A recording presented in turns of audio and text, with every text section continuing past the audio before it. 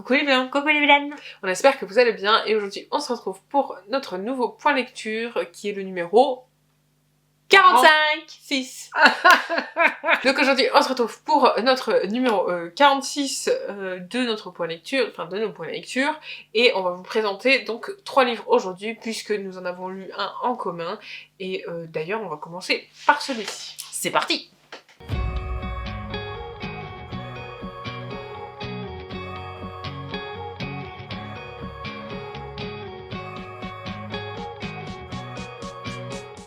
Donc comme je vous le disais, on va commencer par le livre que nous avons lu en commun puisque c'est une autrice que nous adorons, on peut Toutes pas les le deux. nier.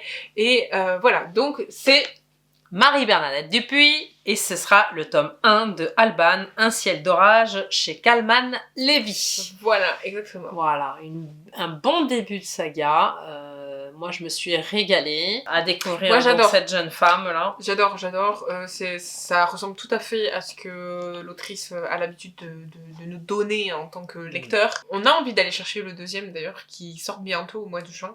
Donc on a très hâte de le lire et on va vous faire un résumé rapide pour que vous Oui, compreniez d'ailleurs elle l'a pourquoi mis on sur aimé. son Insta, Marie-Bernadette Dupuis, que bientôt le second allait sortir, donc c'est officiel, il va arriver. C'est vraiment une autrice que j'aimerais bien rencontrer. Oui, moi aussi. Et puis bon, c'est quand même, comme disait Vinciane, un retour un peu à ce qu'on aime nous, hein, en C'est parlant notre nom. Non, c'est vrai que la saga de Victoire nous avait pas vraiment plu, mais bon, ça c'est un choix personnel. Enfin, Moi, la un avis saga personnel. m'avait plu, mais c'est le personnage de l'héroïne qui C'est m'avait vrai que, un bon, peu voilà. plus déplu. Et j'étais moins emballée qu'avec Alban, qui renoue quand même avec de l'humanité, une Et puis héroïne même intéressante. le contexte historique qui est voilà celui de la Seconde Guerre mondiale, donc un sujet que quand même on aime bien toutes les deux lire, que on a souvent l'habitude que Marie-Bernadette nous fait. Puisque, En tout cas, même voilà, si elles sont on a pas souvent ce contexte un peu guerre.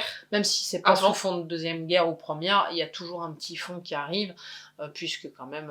Moi là par exemple ces la saga sagas- de Claire, moi je l'ai lu au début, il y a pas la guerre, mais Non. elle vient après. Mais voilà, il y a les prémices toujours. Exactement. Non, mais c'est vraiment bien renoué avec ce qu'on aime. Et puis il y a d'elle. des faits authentiques dedans. Oui. C'est pour ça aussi, historiquement parlant, il y a des faits authentiques qui se sont vraiment passés. En plus, on a une chance, c'est que cette autrice, elle écrit aussi sur la France. Donc elle écrit dans des régions que l'on peut connaître et dans lesquelles il s'est passé Ou des pas. choses. Ou pas, on peut découvrir. Oui, mais tu vois ce aussi, que je veux dire, tu tapes sur internet, tu trouves, Bien sûr. tu vois le lieu à peu près, tu vois, et tu te dis que voilà, la Seconde Guerre mondiale Parce est que la forcément saga passée du par Moulin là, du quoi. Loup, regarde, on connaît pas forcément, et puis finalement, Angoulême. on apprend des paysages, on apprend des personnages de la vie de l'époque, suivant à Exactement. quelle époque elle écrit. Pareil avec Hermine et Toshan quand on était Au Canada. quand j'étais au Canada. Je l'ai jamais lu, mais je sais qu'elle est au Canada. C'est très agréable de pouvoir relire cette autrice et puis voilà, le personnage d'Alban est touchant, il est attachant. Il y a un truc que je dois dire sur le personnage d'Alban, je sais pas si tu l'as ressenti pareil, mais moi personnellement, tu vois, c'est une jeune femme, tu vois, donc on est à peu près dans les mêmes âges, bon je suis un peu plus vieille qu'elle, mais on sent l'évolution du début du livre à la fin, Oui. tu vois, où tu sens On quand sent même qu'elle que devient ça- femme voilà, c'est déjà, ça. elle devient aussi... Elle se rend compte de certaines choses aussi. Oui, dans sa maturité, parce que elle est élevée un petit peu dans le coton, mais elle n'est pas arrogante, elle n'est pas au-dessus de tout. Égocentrique, elle est pas du tout comme elle ça. n'est pas égocentrique, parce que elle a quand même une particule, c'est une demoiselle de quelque chose, et pourtant elle vit dans un château depuis Les gens ont sa tendance à la naissance. considérer comme ça, mais en fait elle est Voilà. pas du tout comme ça. Voilà, C'est, ils ont tendance à c'est qu'une image. à la considérer de la sorte, mais en fait c'est quelqu'un de bienveillant, d'humaine, et elle nous le démontre dans le livre par des actions... Comme par exemple avec Ulysse, Voilà, son cheval. c'est très humain, même vis-à-vis des animaux ou même des personnages. avec Lydie. Voilà, et puis le personnage qu'ils accueillent à un moment donné chez elle, et qui Mais va justement, on va le rester... On va raconter. donc on va pas tout vous dire, hein, mais voilà, elle est très très humaine et elle passe au-dessus de sa condition, on va dire, qui est beaucoup descendue, hein, d'ailleurs, puisque son papa est un peu moins fortuné, hein, on est aux prémices de la Deuxième Guerre mondiale, donc voilà. De toute façon, tout ce qui est côté noblesse, on le sait, comme je l'ai dit, ça a défailli un petit peu avant la Deuxième Guerre mondiale. Donc c'est vrai que les privilèges qu'avaient ces gens-là n'est plus. Le château est un peu en perdition, il commence à se délabrer.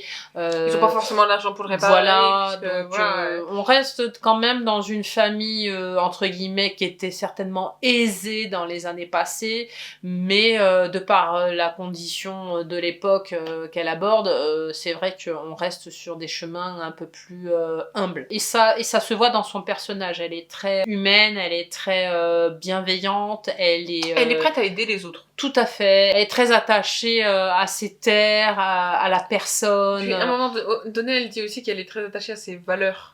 Tout à fait. À ses convictions. Mais je pense que son papa y est pour quelque chose. Oui. Hein, à m'aider et quelqu'un. Sa mère aussi d'une certaine façon. Oui. Je sais que son papa a une très grande importance pour elle, déjà parce qu'ils vivent ensemble, et puis il est de très bons conseils. Il aime énormément sa fille. Elle a une très grande importance pour lui parce que c'est tout ce qui lui reste. Ça, son château, ses vignobles, mais voilà, humainement parlant, il y a qu'elle. Il a pas refait sa vie quand même, cet homme.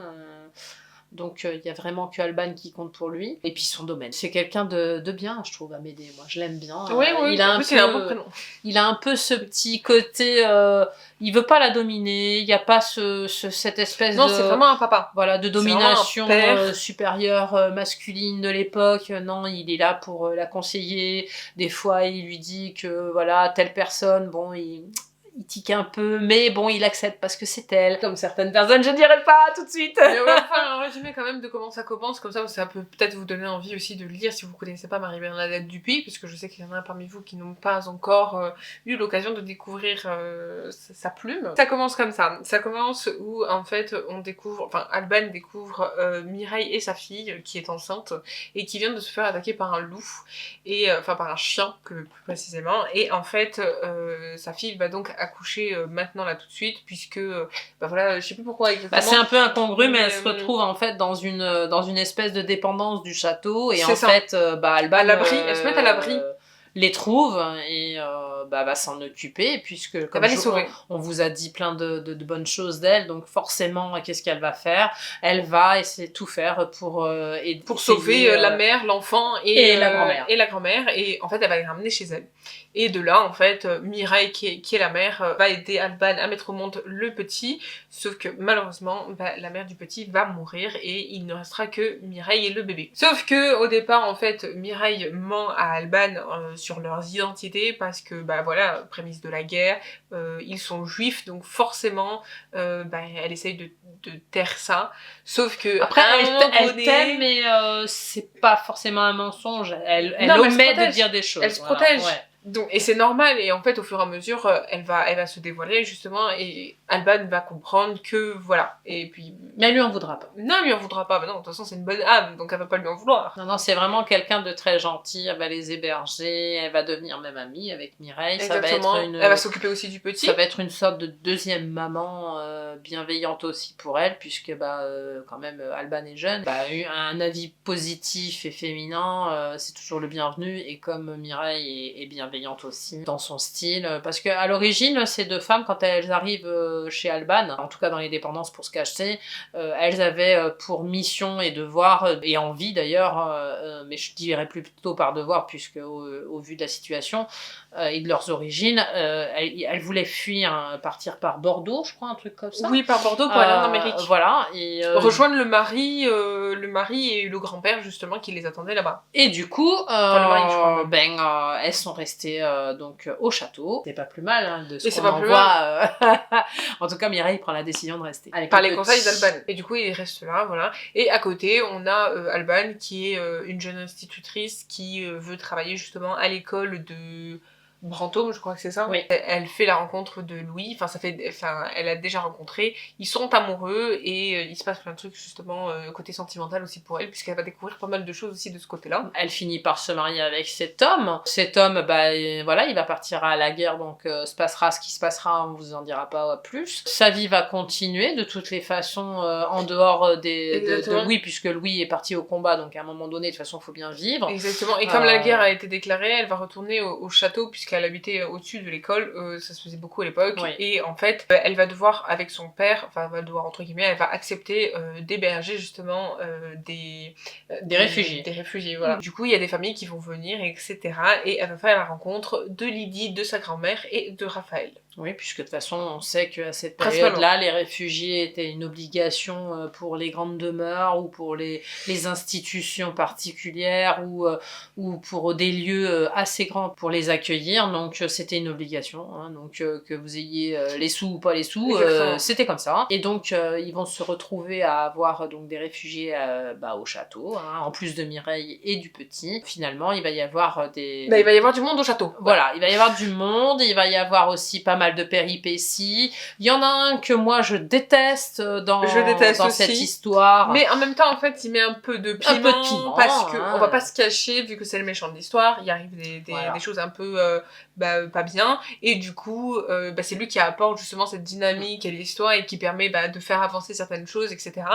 Et ce personnage, c'est Maubert Guérin, qui a un chien et qui habite un ancien terrain, donc une ancienne maison qui appartenait avant au château, mais que son père a vendu pour pouvoir avoir de l'argent, et lui, il habite justement là-bas, et on va découvrir qui il est vraiment, avec son chien, qui d'ailleurs, c'est lui qui a agressé théoriquement Mireille, sa fille et le bébé qu'il y avait.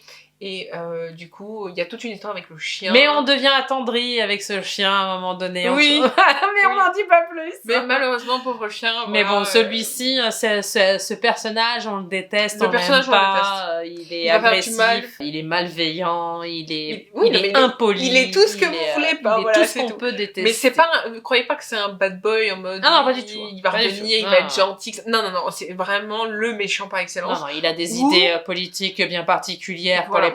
Et puis même, dans tous les cas, on veut qu'une chose, c'est qu'il soit enfermé derrière les barreaux ou qu'il meure, parce que il fait un peu le bazar un peu partout. Après, on a oublié de mentionner un ami fidèle de la famille, c'est le docteur. Ah oui! Le docteur que moi j'aime beaucoup. Le docteur qui est amoureux de Alban, mais Alban a choisi Louis. Elle a choisi la jeunesse, voilà. Parce qu'il est plus vieux, en fait, le docteur. Mais il a toujours espoir et ça nous fait... Moi, ça m'avait fait rire. J'étais attendrie par cet homme qui avait toujours une attention particulière pour elle et à chaque fois qu'elle en avait une pour lui, avait toujours ce sentiment de se dire j'ai peut-être ma chance, mais sans la brusquer, sans être méchant. Tu sens, tu sais pas si parce qu'en fait elle se sert pas de lui, mais t'as l'impression en fait que non, elle c'est ce qu'elle veut pas. Elle veut pas se servir de lui, mais elle a la sensation de se servir de lui parce qu'elle sait que derrière il a des intentions. Enfin, il pourrait avoir des intentions de penser que. Il y a quand même un bisou.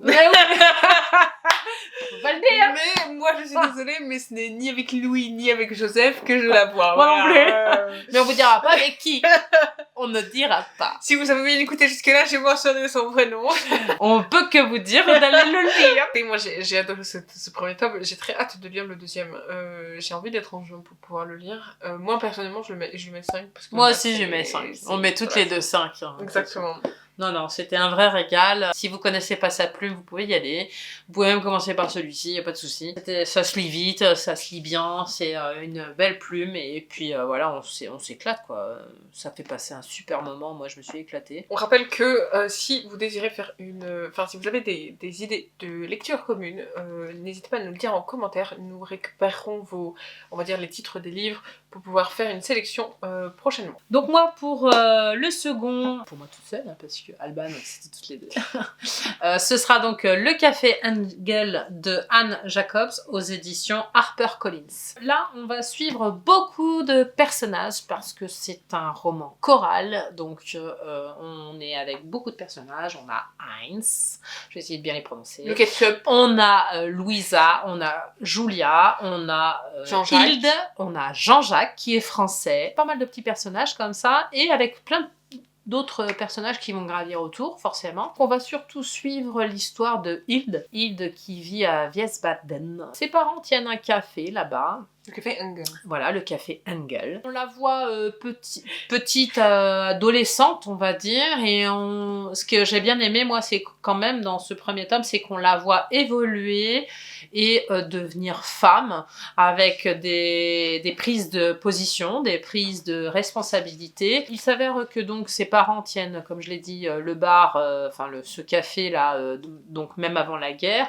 Vous pensez bien qu'avec la guerre arrivant, il va y avoir quand même quelques quelques difficultés d'approvisionnement, puisqu'ils vont être privés de pas mal de choses, hein, même du côté allemand, contrairement à ce que pouvaient peut-être penser les ennemis, donc nous, à cette époque-là, comme quoi ils étaient peut-être mieux lotis que nous, mais finalement non. Ce qui va se passer, c'est qu'à un moment donné, alors cette petite, elle est très rebelle, elle n'a pas la langue dans sa poche. C'est un café qui est en face du théâtre de la ville et beaucoup d'artistes, d'acteurs, de musiciens viennent économiquement rentabiliser ce café. Et donc elle voit pas mal de personnalités, hein, mine de rien. Et cette petite va grandir dans cette ambiance assez intéressante et elle est choyée quand même par tous ces gens qu'elle voit régulièrement. Donc elle va grandir avec cela. Elle a 2 autres frères à qui, qu'elle mène un peu à la baguette, hein, parce qu'elle a du caractère, hein, voilà, la petite Hilde, voilà, disons-le. Donc elle va grandir, la guerre va arriver, ses frères vont partir au front. Elle va se retrouver toute seule avec ses parents, avec lesquels, comme je l'ai dit tout à l'heure, il va falloir faire front justement pour ne pas fermer boutique. Ça va être très très difficile, vous vous en doutez. Dans ce café Engel, il y a quand même quelques chambres qu'il loue pendant la guerre. Donc en fait, ce qui va se passer, c'est que l'appartement d'un de ses frères va être loué à Adi et entre guillemets à Julia, parce qu'ils ont pas mal de chambres là-haut, donc ces chambres vont être occupées et Julia est juive. À l'annonce de cette guerre, Julia ne va pas partir. Parce que Heinz, le papa de Hilde, va décider, avec tous les amis justement qui habitent, puisque Adi est devenu un ami, tu vois, ceux qui vivent au café sont devenus des potes, quoi, puisqu'ils vivent constamment. Ils vivent constamment ensemble. Je veux dire, la maman Else qui s'appelle Else à Hilde prépare les repas pour tout le monde, hein, puisque on partage tout, hein, ceux qui travaillent à l'extérieur comme Kunzel, ou je sais plus son prénom, enfin bref, il y a une pianiste, voilà, elle ramène des provisions pendant la période délicate, elle travaille ailleurs et puis elle ramène des provisions donc pour tout le monde, donc ils partagent tout, ils mettent tout en commun, donc ils deviennent très liés, hein, tous ensemble. Donc ils décident tous ensemble de garder Julia dans une part des chambres. Et donc Adi a fait une sorte de cloison ouverte, comme ça lui quand il rentre chez lui, il peut directement aller chez Julia, lui apporter à manger, etc. sans que ça se voie. Je dis ça parce que il va arriver d'autres choses qui vont faire que cette promiscuité va être dangereuse et en fait ce passage des deux endroits va être intéressant dans ce sens-là parce qu'il va y avoir d'autres occupants qui vont arriver et le fait que lui n'ait pas à passer par d'autres endroits est beaucoup plus pratique et protège Julia. Moi je vais te demander, Julia et Adi, c'est... Alors Julia et Adi, alors en fait c'est un peu spécial. C'est peut-être la seule chose que je vous dirais sur ces deux-là, parce que en fait Julia est couturière à l'origine au théâtre dont je vous parlais tout à l'heure. Ouais. Elle gagnait très bien sa vie, elle était costumière. Mais le problème c'est que de par sa condition de juive de l'époque, donc elle ne peut plus rien faire, donc elle devient quelque part un peu le fantôme du café Engel. Julia a été gardée au café pour la sauver. Donc elle est devenue un peu le fantôme du café, puisque il fallait pas faire de bruit, il fallait pas qu'elle fasse... il fallait casse-cache quoi. Il fallait casse-cache continuellement. Les autres, fallait faire attention aussi quand ils allaient la voir. Voilà, donc elle a vécu pendant quelques années comme ça, comme un fantôme, et quand la guerre a été terminée, ça a été un petit peu difficile de refaire surface. Parce que redescendre sans être surveillé, pas avoir peur, pouvoir sortir sans être s'extérioriser, c'est un peu comme un agoraphobe, tu vois, tu peux pas ressortir comme ça. Oui, c'est comme un prisonnier de toute façon. Voilà, elle était un peu prisonnière de sa condition, mais en même temps, ça y a sauvé la vie. C'est vraiment touchant, hein, dans le livre, ce que font les parents de Hilde pour elle, vraiment, c'est beau. Après, il y a Jean-Jacques. Jean-Jacques, qui est français, qui va être embauché au café pendant un temps. Et voilà, je vais pas vous en dire plus pour Jean-Jacques. C'est tout ce qu'on a le droit de dire, c'est tout. Mais est-ce qu'il se passe des bonnes choses pour lui? Jean-Jacques, il va se passer... alors, Oui et non, Jean-Jacques il est de Nîmes. Jean-Jacques il est de chez nous. Ouais, Jean-Jacques il est de Nîmes. Mais non. Donc pendant cette période-là, il est soldat. À un moment donné, il arrive ce qu'il arrive. Bon bref, je vais pas tout vous expliquer. Il arrive au Café Engel. Les parents de Elsa, enfin de Hilde sont très très bien. Et ils sont pas, si vous voulez, c'est pas des Allemands pro-nazis, c'est pas des pros de cette guerre-là. Oui, ils sont pas pour ils sont pas pour, ils sont juste humains. Ils veulent juste vivre. Ils sont juste bienveillants. Vous voyez, il y a Julia qui est juive, il y a Jean-Jacques qui a une condition qui est particulière. Ils vont l'accepter sous leur toit. Voilà, il va tomber sous le charme de Hilde et de son caractère un peu impétueux et arrogant. Il se passera ce qui se passera, mais au bout d'un moment, il est quand même obligé de rentrer chez lui. Et pour rentrer chez lui, c'est Hilde et Else, donc sa maman, qui vont risquer leur vie pour qu'ils reprennent la route jusqu'à chez lui, donc en France. Donc on va nous narrer donc son périple, on va nous narrer aussi sa condition quand il va revenir chez lui, donc on a un petit côté français, hein, mine de rien, dans ce livre. J'en dirai pas plus. La condition dans laquelle il va revenir chez lui, et ce qui va se passer pour lui, pour les retrouvailles avec ses parents, sa femme, puisqu'il est marié, je n'en dirai pas plus. Ah. Mince alors. Oui, des petits soucis. Des petits hicks. Des petits problèmes. J'espère qu'il avait pas d'enfant. Non. Ah, bon, ça va. Non, il avait pas encore d'enfant. Il avait pas encore d'enfant, mais c'est un peu compliqué sa vie quand il va rentrer en France. Je pense que, comme il le dit si bien dans le livre, il ne pensait pas du tout que ça allait se passer comme ça, et que s'il avait su, il serait peut-être resté en Allemagne. Voilà. C'est tout ce que je peux dire sur lui. Je pense que j'ai compris pourquoi tu dis ça. J'en sais pas plus.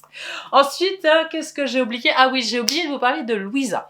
Après, j'arrêterai de vous en parler parce que je veux pas trop vous en dévoiler.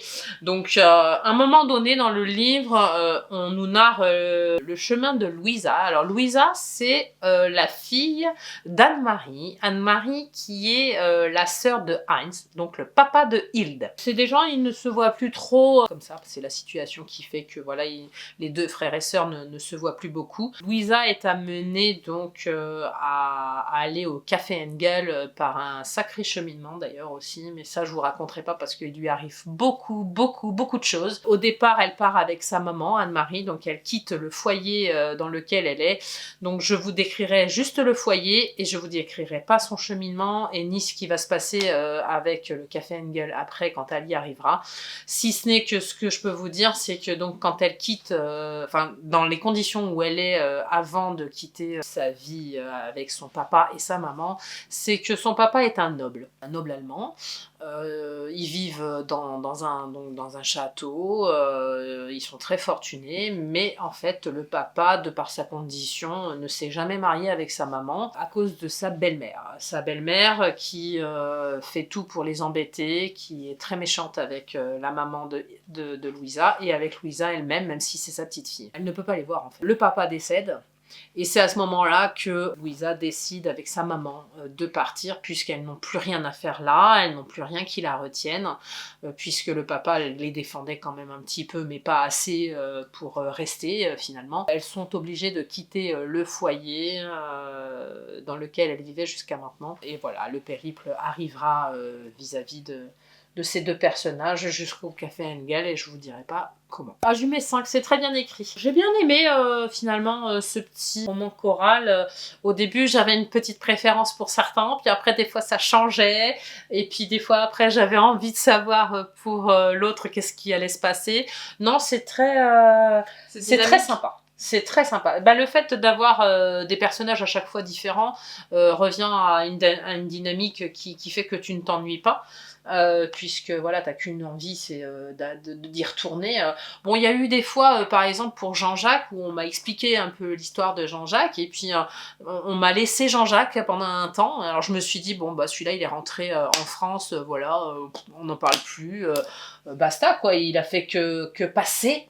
dans la vie de Hilde et de ses parents et du Café Engel. Mais finalement, on est venu me raconter son histoire, pour revenir en France, sa vie en France, etc., etc. Donc j'ai trouvé ça très bien parce que j'avais finalement fini par l'oublier quelque part et puis finalement on me l'a remis dessus. Donc voilà, c'est un exemple, j'ai bien aimé. Je vous le conseille. C'est un début de saga. J'ai très hâte de lire le second qui va pas tarder. Donc moi pour le prochain, je vais vous parler du deuxième tome de la saga du sang et de la cendre, donc qui s'appelle Un royaume de chair et de feu de Jennifer Larmentrout aux éditions de Saxus, donc ce n'est pas étonnant, vous vous en doutez. Donc souvenez-vous, dans le premier tome, je vous avais dit que l'autrice nous avait mis en attente du deuxième. À la toute fin du premier tome, on nous dit que Castile, si je le prononce bien, Castile, ça dépend de comment vous le prononcez, hein. Ou Aoki, ça dépend de comment vous voulez l'appeler aussi, puisque c'est les deux, voulait marier justement Poppy, donc, et... J'aime bien ce prénom, la Poppy. Pénélope de base, elle s'appelle... Bon. Donc son surnom c'est Poppy. On en était resté là. Et en fait, dans le deuxième, donc il est question toujours de la marier, c'est stratégique, je vais pas m'étaler parce que je suis quand même au troisième tome, donc je vais essayer de pas trop mélanger dans le 3. Mais dans celui-là, en fait, Poppy, elle va se rendre compte que toute sa vie, en fait, rappelle-toi, c'est la pucelle, oui. Tu te rappelles? Et en fait, que toute sa vie, en fait, on lui a menti et que c'est pas du tout ce qu'elle croit et elle n'est pas du tout ce qu'elle peut penser aussi. C'est dur au bout d'un moment d'avoir des réponses auxquelles tu t'attends pas et tu t'aperçois quand même qu'on t'a menti tout le temps, quoi. Je dois dire que quand même, là où je veux en venir, c'est que imaginez que même moi j'ai appris là récemment dans le troisième tome l'histoire justement de ses parents. Donc dites-vous qu'au deuxième tome, elle est toujours pas au courant de ce qui s'est réellement passé avec ses parents et que c'est toujours un peu flou. Parce qu'elle a pas des bons souvenirs. Elle sait pas vraiment pourquoi, puisque, rappelle-toi, elle a des marques sur le visage, elle a des cicatrices, parce qu'elle s'est fait attaquer par des voraces, mais tout ça a une explication. Mais elle, sait pas, elle sait plus trop, puisque, voilà, ses souvenirs sont flous, et personne ne veut lui dire la vérité. Donc, comme je vous l'ai dit, dites-vous qu'on ne le sait que dans le troisième tome. Et en fait, celui-là, qu'est-ce qu'il comporte? Et Castile va vouloir la ramener justement en Atlantie. Donc, tout le deuxième tome, on va dire, est un voyage. Je sais que dans la première partie du roman, c'est un endroit, alors je me souviens plus du nom de l'endroit, excusez-moi. Mais après, justement, on continue le voyage. Voilà, c'est à peu près comme ça qu'on peut voir le deuxième tome. Sachez quand même que le deuxième tome, j'ai eu beaucoup de mal. Il m'a fallu 240 pages pour m'y accrocher vraiment. Ouais, parce que j'avais trouvé que le deuxième était vraiment très lourd. Enfin, le début du deuxième était très lourd. Il a fallu attendre pour que ça se débloque, pour que ça avance, pour qu'on ait de l'action, pour pouvoir justement avancer, qu'il y ait autre chose, qu'on nous raconte parce qu'après les chose. 240, t'étais hypée, hein. Oui, parce que justement, il se passait plus de choses, parce que voilà, rappelez-vous, je vous ai dit, il veut la marier, donc elle se dit, oui, mais non, nanani, on sait qu'ils s'aiment bien quand même, voilà, il se passe des choses entre eux, voilà, on sent que lui, il aime plus que, tu vois, elle découvre certains trucs aussi, puis elle découvre son monde aussi, du coup, par la même occasion, on apprend des trucs sur elle, et voilà. On apprend aussi des choses sur son pouvoir aussi à elle, puisque on apprend un petit peu ce qu'elle est capable de faire, elle va pouvoir se servir un petit peu du pouvoir qu'elle elle apprend elle-même peut aussi utiliser sur elle-même. Hein. Exactement, elle va les aider forcément. Il y a toujours ce truc entre justement les Atlantiens et l'autre côté de où elle était la pucelle, rappelle-toi, avec les élevés, etc. Elle apprend d'ailleurs ce qu'est vraiment ce monde avec les élevés, qu'est-ce qu'ils ont fait, l'élévation, le machin. Oui, intéressant. Donc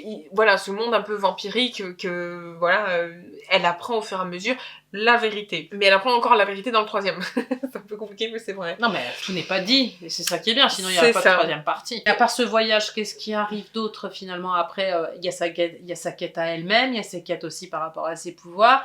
Donc, qu'est-ce qui Il y a l'amour aussi avec Castille. Voilà, il y a alors ça, c'est très important, puisque justement, il faut du piment. Bah oui, forcément, vous vous en doutez, je vous ai dit, ça fait 2 fois que je vous la répète, mais voilà, lui, il veut la marier, et en fait, il se rend compte qu'il veut la marier, oui, stratégiquement, mais en fait sa stratégie en fait il veut la passer outre, puisque en fait on sent que lui s'il veut se marier avec elle c'est parce qu'en fait il l'aime. Mais elle, est-ce qu'elle l'aime? Parce qu'il faut savoir que quand même il lui a menti, et en fait justement ce deuxième tome c'est la découverte de la trahison, des secrets gardés, et etc. puis peut-être que c'est aussi le pardon. Donc elle va avoir beaucoup de mal à pardonner justement et à accepter le fait que Aoki, le personnage qui lui a vendu, n'est pas lui, mais Castille. Parce qu'en fait, il s'appelle comme ça, il s'appelle Castille, Aoki, Dani. C'est un peu compliqué, mais c'est comme ça qu'il s'appelle. Et en fait, voilà, le personnage qui lui a vendu n'est pas du tout lui, c'est une partie de lui, mais c'est pas l'entièreté, puisque justement, c'est aussi le Seigneur des Ténèbres, donc forcément, il y a beaucoup de choses à dire. Et c'est le prochain à monter sur le trône de l'Atlantie, donc voilà. Donc sa condition à elle, si elle se mariait avec lui, changerait. C'est de devenir la reine de l'Atlantique, forcément. Et en fait, c'est stratégique, puisque de toute façon, en fait, ils vont passer... c'est stratégique, mais est-ce qu'elle a envie de l'être et mais non, de mais en fait, l'accepter? c'est un pacte. C'est un pacte. En fait, ils vont faire un pacte. Même si on sent qu'ils s'aiment bien, ils vont faire un pacte, justement, dans le deuxième, c'est que elle l'aide à sauver son frère à lui, parce que c'est justement le côté, on va dire, méchant qui détient son frère à lui. Et en échange, lui, il l'aide à récupérer aussi son frère qui est de l'autre côté, et donc, qui a sûrement subi l'élévation. Ils s'aident entre eux. Voilà, et en fait... Ils s'aident mutuellement. C'est leur pacte à eux. Pour l'instant, dans le deuxième, on n'a pas justement cette résolution du problème. On ne sait toujours pas comment... Et tu n'en diras pas où est son frère. Non, mais on sait toujours pas où est son frère. On sait pas... En fait, les deux frères, on les retrouve pas, en fait. Pour l'instant, on sait rien. Ça n'a pas encore avancé dans le deuxième. Tout ce que je peux vous dire, c'est que finalement, ils arrivent en Atlantie à la fin du deuxième. Et là... elle a refait exactement la même chose que dans le premier, elle nous a laissé sur notre faim, et on a juste envie d'aller chercher le troisième pour savoir, parce qu'il se passe encore des choses à la fin du deuxième, voilà.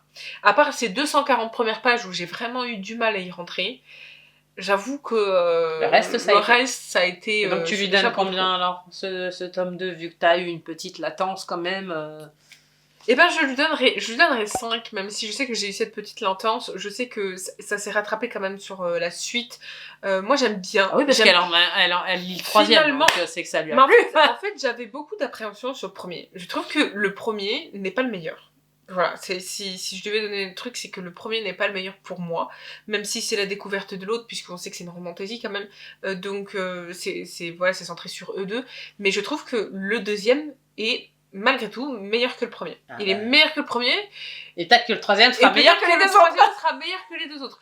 Je sais pas, mais en tout cas, ça c'est mon point de vue. Et je trouve que, en fait, finalement, je suis contente en fait de pas avoir abandonné au 240e page du deuxième tome et d'avoir continué de découvrir et d'avoir continué justement l'histoire. Parce que finalement, en fait, je le regrette pas du tout. Parce que, en fait, grâce à ces révélations de tout ce qui est vampirique, etc., même au niveau des licanes qui sont les loups-garous, on va dire, puisqu'ils se transforment en loups, etc. Tout ça, toutes ces découvertes qu'on fait dans le deuxième tome nous donne envie d'aller chercher le troisième pour justement savoir si il y a un moment donné, il y a un des deux trucs qui va gagner, qui va prendre le pouvoir. Qu'est-ce qui va se passer, qu'est-ce qu'elle va faire, elle, justement, parce que on découvre encore bien après qu'il se passe encore plus de choses pour elle, tu vois. Non, c'est bien. Si le deuxième est encore meilleur, peut-être que le troisième... Franchement, non mais le premier, voilà, c'est vraiment une approche, je trouve qu'il est vraiment très introductif pour le coup, mais le deuxième vraiment rentre dans le sujet. Parfois on a justement des scènes un peu vraiment longues qui vont venir expliquer, parce qu'elle fait beaucoup d'explications, beaucoup de dialogues explicatifs. Parce que des fois on est déçus des suites. Mais j'avoue que là je suis pas du tout déçue, et ça a même renforcé le fait de vouloir continuer. Je sais qu'il y a le 4e tome qui va sortir bientôt, je sais déjà à l'avance qu'à mon avis je vais vouloir le lire. Voilà, je suis très contente. Mais oui, j'ai lu mes 5 et j'ai adoré. En tout cas, je vous recommande la saga, mais ne vous arrêtez pas, lisez le deuxième en entier. C'est comme le Prince Captif. En fait, la comparaison encore là, elle est là. C'est-à-dire que le Prince Captif, c'est la même chose. Le premier, il est très introductif, et finalement, au deuxième, ça commence à se débloquer. Et là, en fait, on est parti dans le vif du sujet, et on y va. Et voilà, et c'est là qu'on veut savoir la suite. Voilà, exactement.